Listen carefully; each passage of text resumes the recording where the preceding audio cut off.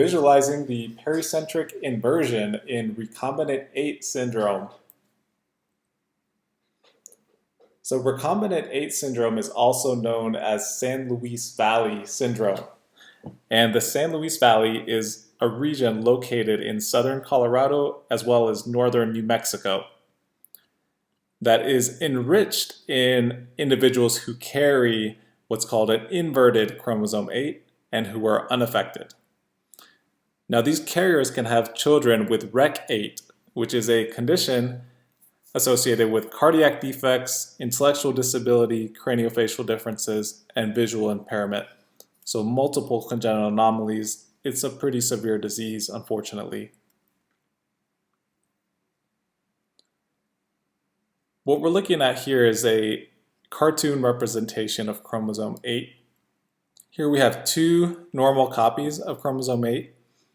However, in patients who are carriers for this inversion, this whole middle chunk between P23.1 and Q22.1 gets flipped 180 degrees and is present in a backwards orientation here in the chromosome.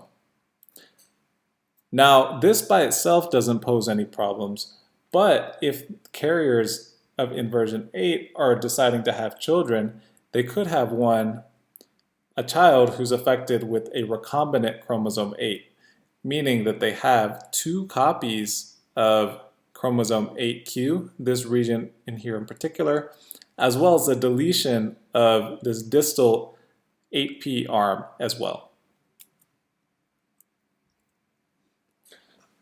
Now the way that we're going to understand this is by imagining that we're dressing a set of twins and actually laying out an outfit for them. That's very important if you are a parent of a set of twins to make sure that they're well dressed. So here we have the mother and her way of laying out clothes for the twins. She has a cap, a shirt, and a pair of pants for each twin, as you might expect. Each of these pieces of clothing corresponds to different regions on the chromosome. So the cap corresponds to the P arm, the distal part of the P arm. This shirt represents the body of the chromosome that includes part of both the P arm, the centromere, as well as part of the Q arm. And then the pants represent the distal part of the Q arm.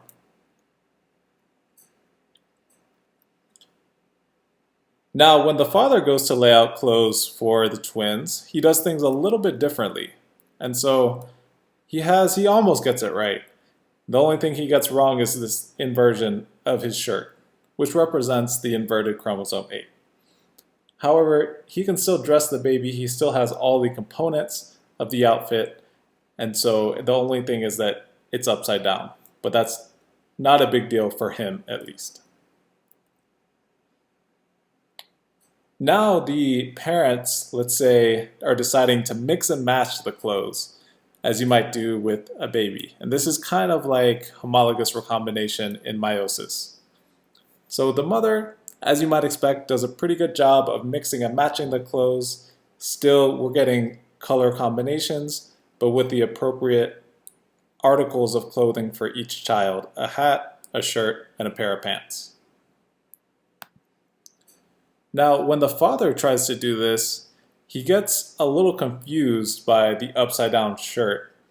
He maybe sees the lower edge of this shirt and thinks that there needs to be a pair of pants there.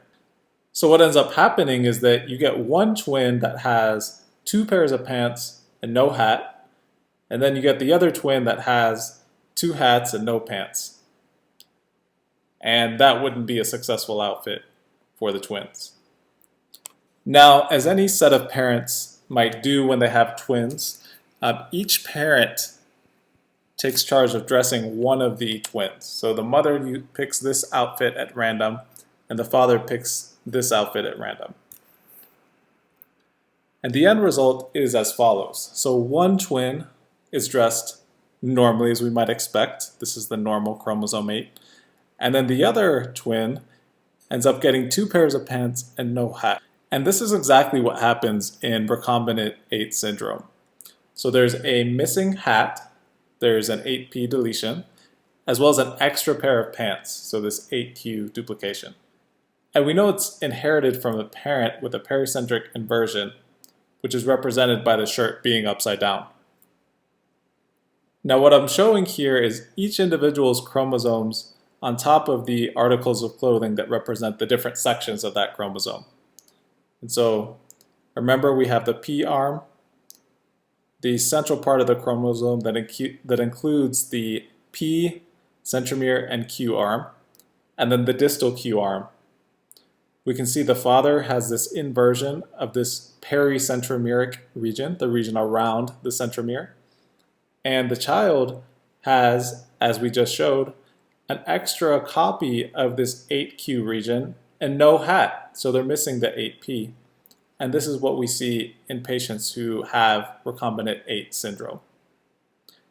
Thank you, and please consider subscribing.